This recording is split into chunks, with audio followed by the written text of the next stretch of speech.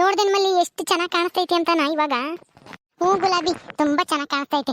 ನೀನ್ ಹೇಳಿದಕ್ಕೆ ಸರಿ ಆಯ್ತು. ಮಂಚ ಎಲ್ಲ ಎತ್ತಿಕ್ಕಿ ಪೂಜೆಗೆ ಅಲಂಕಾರ ಮಾಡೋಣ ಅಂತ ಹೇಳಿದ್ದು ಒಳ್ಳೇದೇ ಆಯ್ತು ಬಿಡು. ಅತ್ತೆ ಬಂದ್ರು ತುಂಬಾ ಚೆನ್ನಾಗೈತಿ ಅಂತ ನಾ ಹೇಳ್ತಾರೆ ನೋಡು. ಹ್ಞೂ ಮತ್ತೀಗ ಮಂಚ ಎಲ್ಲ ಅಡ್ಡ ಇದ್ರೆ ಇಲ್ಲಿ ಏನ್ ಪೂಜೆಗೆ ಜೋಡ್ಸಕ್ಕಾಗ್ತಿತ್ತು?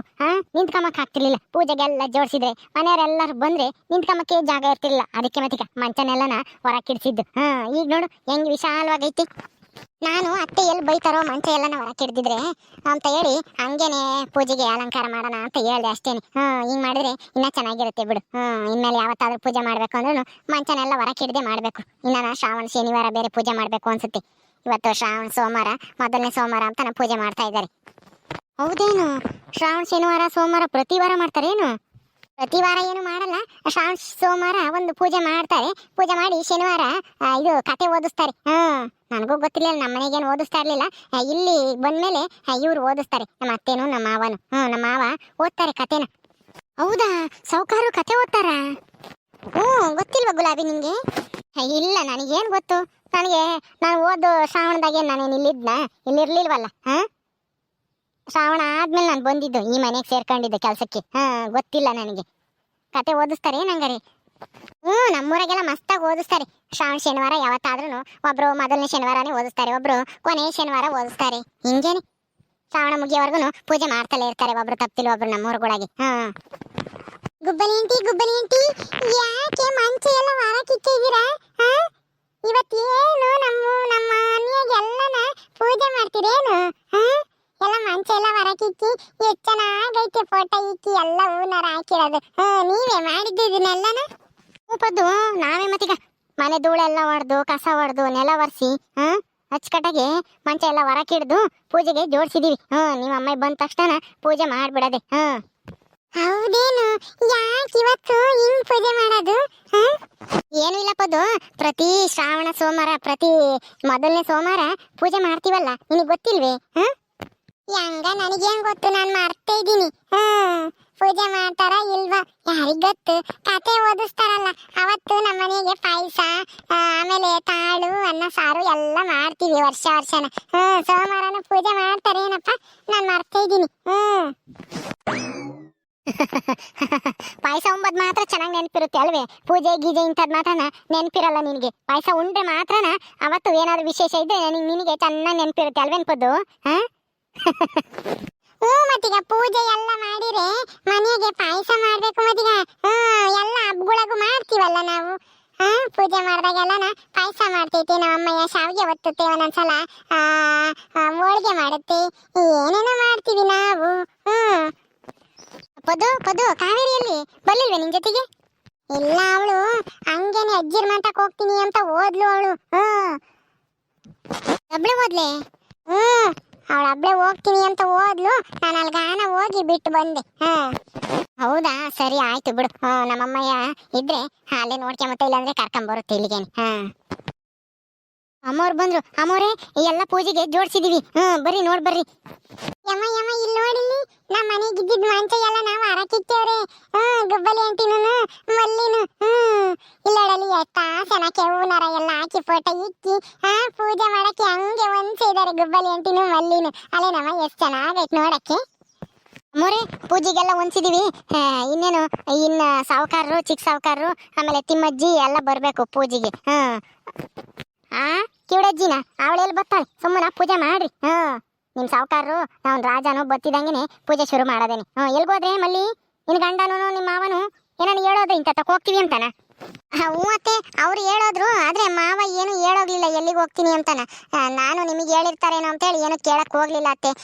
ಎಲ್ಲಿಗೆ ಹೋದ್ರೆ ಏನೋ, ಎಲ್ಲ ಊರಾಗೆಲ್ಲ ಅಂದ್ರೂ ಕುತ್ಕೊಂಡಿರ್ತಾರೆ, ಬರ್ತಾರೆ ಬಿಡಿ ಅವರು. ಅವರೆಲ್ಲ ಬಂದ ತಕ್ಷಣ ಪೂಜೆ ಮಾಡಿದ್ರೆ ಆಯ್ತು.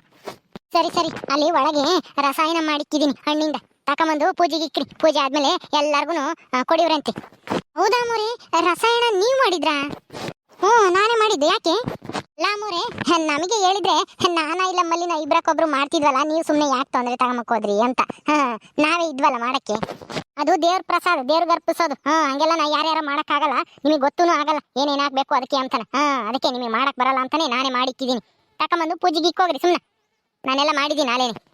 ರಸಾಯನ ಅಂದ್ರೆ ಅಮ್ಮ ಬಾಳೆಹಣ್ಣು, ಆಮೇಲೆ ದ್ರಾಕ್ಷಿ ಹಣ್ಣು, ಮೊಸರು, ಈ ತುಪ್ಪ ಎಲ್ಲ ಹಾಕಿರ್ತಾರಲ್ಲ ಅದೇ ಅಲ್ವೇನಮ್ಮ?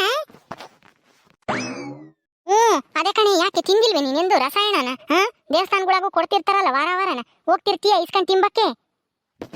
ಸುಮ್ಮನೆ ಕೇಳಿ ಅಮ್ಮ, ಗೊತ್ತಿತ್ತು ಅದು ರಸಾಯನ ನೀನ್ ಮಾಡಿದ್ಯಾ ಅಮ್ಮ, ನನಗೆ ಗೊತ್ತಿರ್ಲಿಲ್ಲ. ಗುಬ್ಬಲಿ ಆಂಟಿ ಇಲ್ಲಿ ಗಿಕ್ಕಿಲಿಲ್ವಲ್ಲ ಪೂಜೆಗೆ, ಅದಕ್ಕೆ ಕೇಳ್ದೆ. ಹಂಗಾರೆ ಇವಾಗ ಪೂಜೆ ಆದ್ಮೇಲೆ ರಸಾಯನ ಕೊಡ್ತಾರಲ್ಲ ನಮ್ಗೆ ತಿಂಬಕ್ಕೆ, ನೀನ್ ಕೊಡ್ತೀಯ ಏನ್ ಯಾರು ಕೊಡ್ತಾರಮ್ಮ? ಯಾರ ಒಬ್ರು ಕೊಡ್ತಾರೆ. ಪೂಜೆ ಆಗ ತಕ್ಕ ನಾವು ಸ್ವಲ್ಪ ಹೊತ್ತು ತಡ್ಕೊಂಡಿರು. ಯಾತನ ತಿಂಬದಂದ್ರೆ ಸಾಕು, ಹಂಗೇನೆ ಹಾರಾಡ್ತೀಯಲ್ವೇ ತಿಂಬಕ್ಕೆ. ಪೂಜೆ ಗೀಜೆ ಆಗ ತಕ್ಕನ ತಡ್ಕೊಂಡಿರು. ಕೈ ಮುಗ್ದು ಆಮೇಲೆ ತಿನ್ಬೇಕು. ಎಲ್ಲರೂ ಇಷ್ಟಿಷ್ಟ, ಅದೇನೇನು ಊಟ ಅಲ್ಲ.